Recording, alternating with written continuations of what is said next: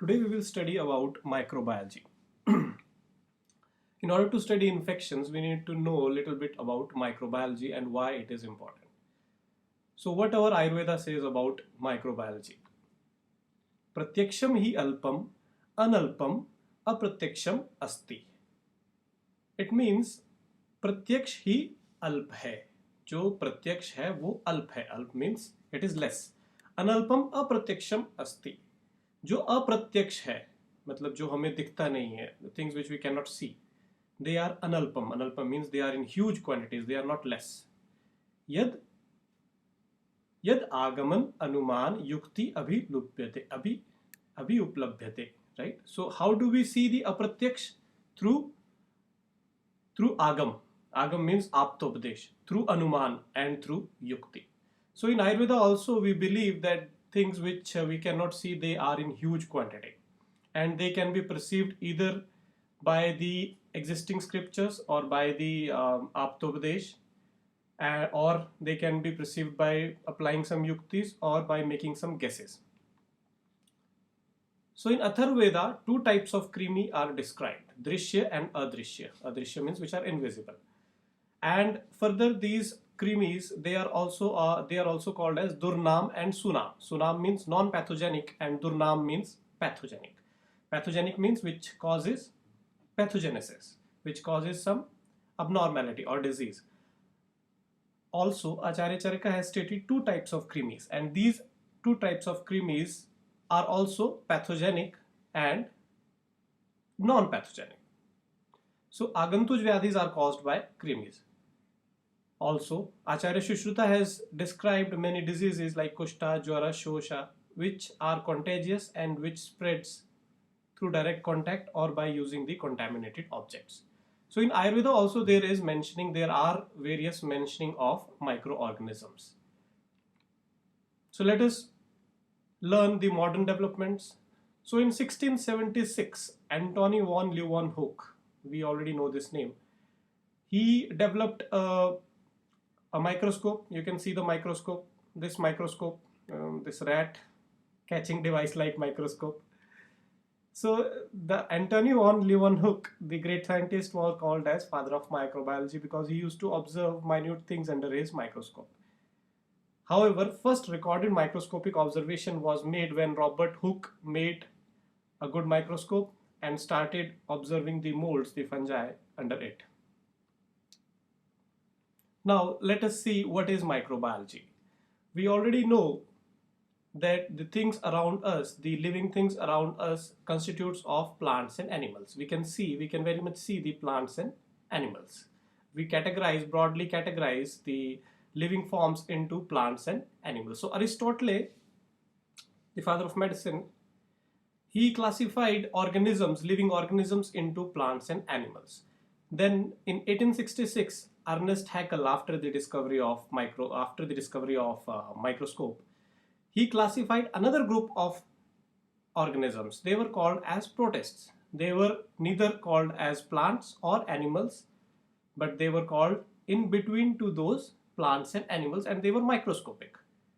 Then we further had 2 kingdom classifications, 3 kingdom classifications, and ultimately we have 5 kingdom classifications by Robert Whittaker, which is more prevalent and which is more universally adopted. So this 5 kingdom classification we have already studied in 10th class or 11th class: Monera, Protista, Fungi, Plantae, and Animalia. So now plants and animals everybody understands. We have seen plants, we have seen animals, humans are included in animals. So now there are certain microorganisms which are classified under Monera, Protista, and Fungi. So what is Monera, what is Protista? Let us look into that. But before we look into Monera and Protista, let us first look into another word called as prokaryotes and eukaryotes. Now what is prokaryotes and what is eukaryotes? Basically these cells are classified under prokaryotes or either eukaryotes.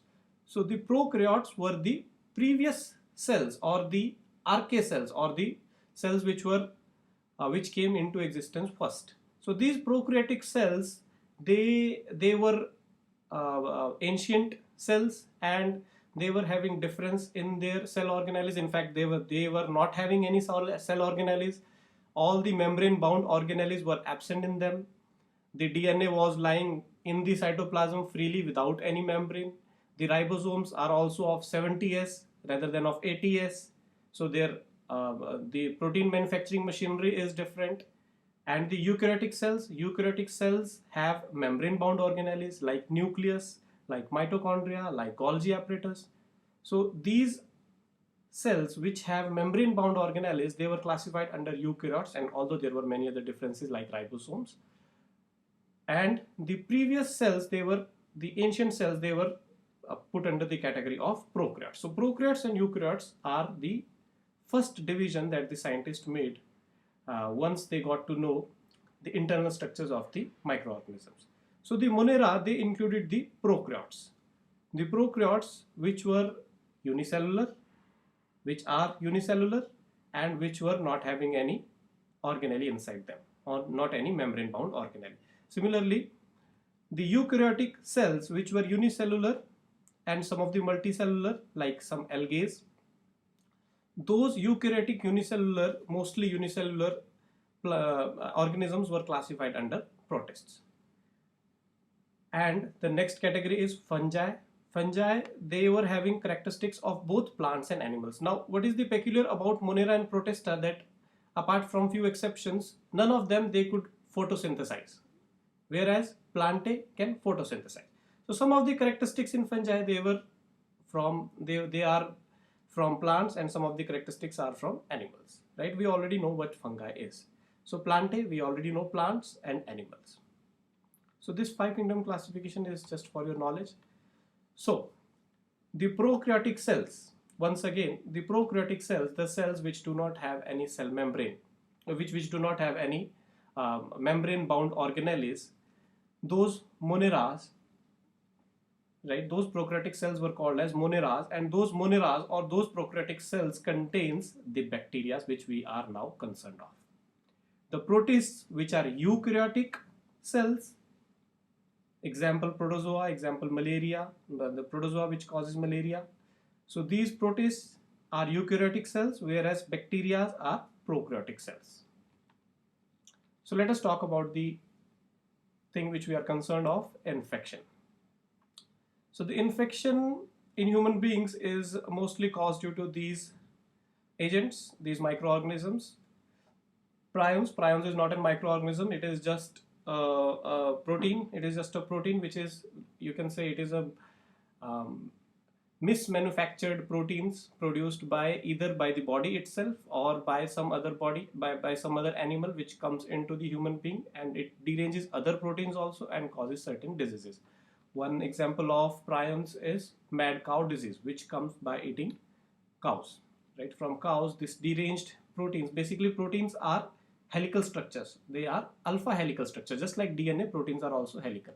But when this structure, this helical structure changes into some other structure, say a step ladder structure or say a Z type structure, that is called as beta stranded structure. So when this alpha helical structure changes into beta structures, then these proteins are now dangerous, they causes diseases, and these are called as prions. So prions are not microorganisms, they are just proteins which causes diseases. Example, mad cow disease. Then we know what is a virus, we know what is a bacteria. Viruses are also not microorganisms, they are also not organisms. We don't consider under them organisms because they don't have a metabolic function, because they don't produces metabolism, or they don't do metabolism on their own. Basically, what is a virus? Virus is a genetic material surrounded by a membrane, right? Surrounded by a cellular membrane, that's it. So viruses don't have ribosomes, viruses don't have mitochondria, viruses don't have any cell organelle, right? So they are not considered as living, they are considered as dead. Whereas bacteria are living organisms. That means they don't need humans to survive. They can survive on their own. They can survive in the soil, they can survive in the hot water springs, they can survive in the extreme temperatures, they can survive, even in the mouth there are so many bacteria, and the bacteria are very picus. the majority of the earth biomass, the living mass, is made by bacteria. And even our body contains trillions of bacteria. Even our mouth contains bacteria more than the number of people on this planet. So bacteria, they are in huge quantity. Even one handful of soil contains more bacteria than the total population of the planet, total human population of the planet. So bacteria constitute the major cellular biomass of the planet. Plus, bacteria also produces more oxygen than plants combined together. So the major producer of oxygen on our planet is bacteria.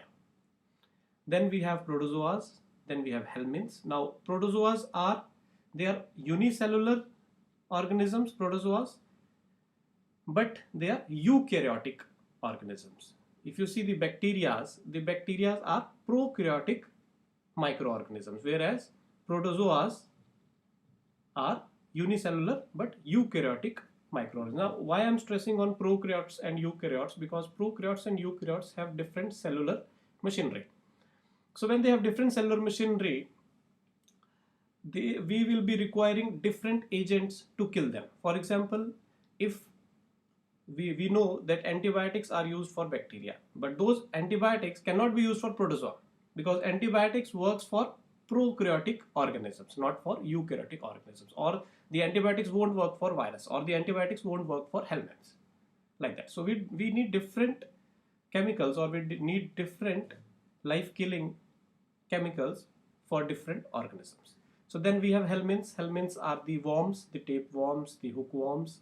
And then we have arthropods like insects, or which causes infection, or mites, or ticks, or your lice, head lice, louse, right? All these things, they comes under arthropods. So now we will start with some of the few basic definitions. Infection.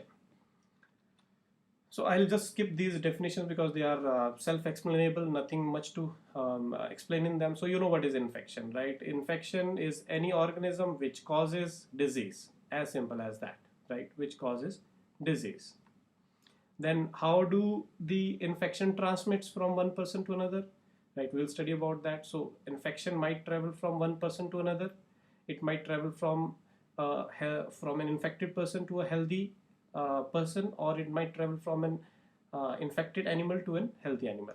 Now, what are the types of infections? The colonization. Now, certain bacteria, they just colonize the body. They colonize the body, and sometimes they don't produce any infection. They're just living there. They are just using the house as rent, house on rent, right? They're not producing any trouble. Now then we have subclinical infections. Subclinical infections they are producing some infections, but the symptoms are not fully blown, or symptoms are not present. So we call such situations as subclinical. Always subclinical represents the clinical features are not manifested. And then we have symptomatic infections. That means the symptoms are very much visible and the infection is full blown. Then we have some latency period and incubation period. We already know these terms. Incubation period is the time between infection and the onset of symptoms. Basically, the bacteria is, the microorganism is preparing itself or multiplying itself enough to produce the symptoms. And latency period is a little different than incubation period. Why I have put these two terms? So that you can differentiate between latency and incubation. The time between infection and the onset of infectiousness, right? That is basically when the virus, suppose we have already studied hepatitis B virus and hepatitis C virus. Sometimes these viruses, they just set into your body, or they are just inside your body for a very long time, right, without producing any infection. So that time period when the virus is silently just sitting around in your body, that is called as latency period. We will study about this latency period when we go into certain conditions like syphilis, or we will go into certain conditions like some other diseases. Then definitions. Disease, right? You know what is a disease? Infectious disease, hardly it makes a difference. Then pathogenicity and virulence. Pathogenicity is the ability of a microbe to cause a disease, right? And virulence is the degree of pathogenicity in a microorganism. This term is often used to describe or compare strains within a species, right? That means virulence means how much effective it is, right? How much virulent it is, how much it can cause the problem. For example, if I take one strain of bacteria and other strain of bacteria, if I compare both the strains of bacteria, that how much effective they are to produce disease, that is called as virulence. Then we have acute infections and chronic infections. Acute means sudden, chronic means delayed onset and slow progression. Primary infection, secondary infection. Primary infection means if a person is primarily infected with some organism, right?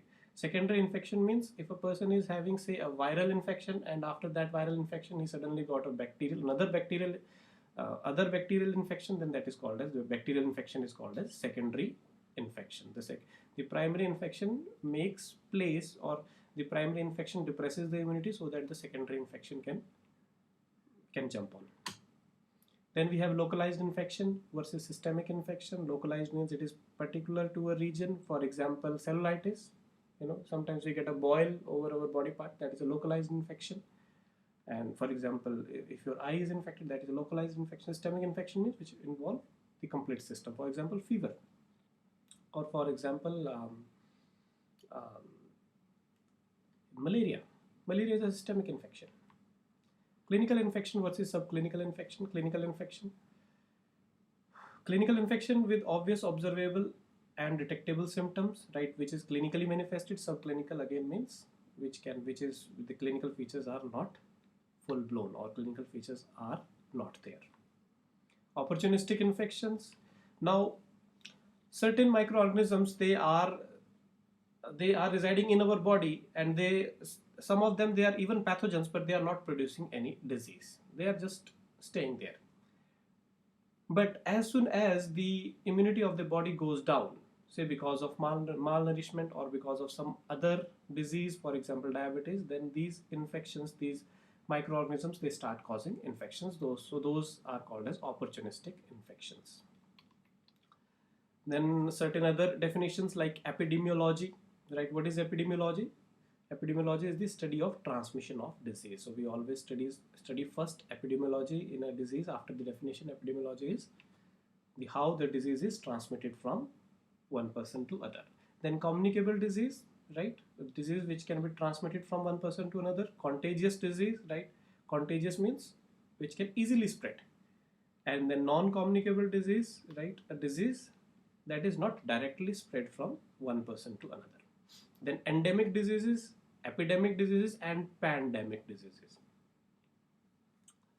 Now, endemic means when a disease is present only in certain percentage of a population, whereas epidemic means a disease which is present in big population. So what you can say, we can understand this by an example. Suppose if a district of a state is getting affected by a disease, we can call that as endemic disease. Or if a village is affected by some disease, say cholera, right, say dysentery.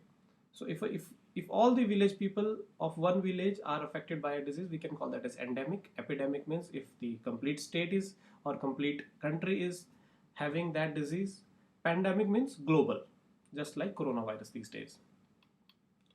Then we have reservoir of infections. Reservoir means the infectious agents lives in a particular source, right? What is the source of, for example, for this coronavirus, there was a organism called as, sometimes it is called as bat or pangolin, right? So these are reservoirs of infections. The infection stays in such organisms, and that infection transmits from there to the humans. Then we have carriers. Carriers are people, or they are individuals who don't have any symptoms, right? But they are highly infectious. They can spread the infections around them. Then we have fomites. Fomites are they are the agents of intermediate transmission. Means they just carry the infection. They are not affected by the infection. They just carry the infection. For example, the plague. In plague, a rat carries a flea which contains the bacteria, right? Which contains the bacteria, Yersinia pestis. So that fomite, that rat is called as a fomite. It is an indirect transmission of an infectious agent. Then we have disease transmission, how the diseases are transmitted. So we have direct and we have indirect mechanisms. Direct means direct from person to person. For example, direct skin contact, or direct if some aerosols, right? Somebody sneezes and from the sneeze the virus goes out or the bacteria goes out. From mother to fetus, that is a direct contact. Direct contact means when a person is coming close to person. Indirect means, for example, food, waterborne, fomites, or and through animals, right? When the persons, when there is no direct contact between the people. Then we have animal vectors. Now, animal vectors can again be of mechanical and biological. Biological means the transmission of malaria. For example, transmission of malaria, right, is a biological animal vector. The infectious agent lives inside the animal's host and completes its life cycle, or it infects basically the animal host as well. That is called as biological animal vector. Whereas mechanical animal vector, mechanical means only it is using it as a vehicle. So the infectious agent is physically transmitted by the animal vector, but it does not infect the animal, right? For example, transmission of bacteria sticking to the feet of flies. Then we have modes of transmissions. Direct transmission, indirect transmission, right? So we can divide the direct and indirect transmission. We can easily form these things. Direct contact, right? We have already studied direct contact, percutaneous, through skin, through perinatal, through the mother to the unborn child, and through sexual, right? Droplet spread, right? Through the sneezes. Indirect transmission, right? Indirect means when the persons are not in contact. Airborne, vehicle-borne, right? Airborne means there is some microorganism floating in the air, some virus floating in the air, and it goes into your system. Or vehicle-borne, for example, from the soil, contaminated water, contaminated air. Then vector-borne, right? For example, mosquito, right? From mosquito, so the organism transmits from one person to the another, right? Then we have a suffix called emia. We already know this. Emia means in the blood. So bacteremia means bacteria in the blood. Viremia means virus in the blood. Fungemia means fungus in the blood. Then we have itis. Itis means inflammation. So pharyngitis means inflammation of pharynx. Endocarditis means inflammation of heart, endocardium. And then we have gastroenteritis, right? Enteritis, right? Gastro means stomach, enteritis means the intestine. Then development of infection. Development of infection, we have incubation period. We already know what is incubation period. Incubation period is the time period when the organism gets into the body, but it does not produce any virulence, it does not produce any pathogenicity, and to the time period when it produces some clinical symptoms, right? So incubation period, the organism will not produce any clinical symptoms. Then we have prodromal period, the Purrupavastha. In these symptoms, the symptoms are not very specific, they are not very clear, and the person says, I am ill, or I am uncomfortable, I am discomfortable. Then we have acute period when the infection is fully blown. Then development of infection, clinical signs and symptoms, local signs and systemic signs. Local signs, now locally, what can happen? Suppose if I am having an infection over my hand, inflammation, purulence, right? Purulence exudates means pus coming out of that. Tissue necrosis, the tissue might die, become black. Lymphadenopathy, right? So these are local signs. Then systemic signs, fever, fatigue, headache, nausea, right? They are systemic features.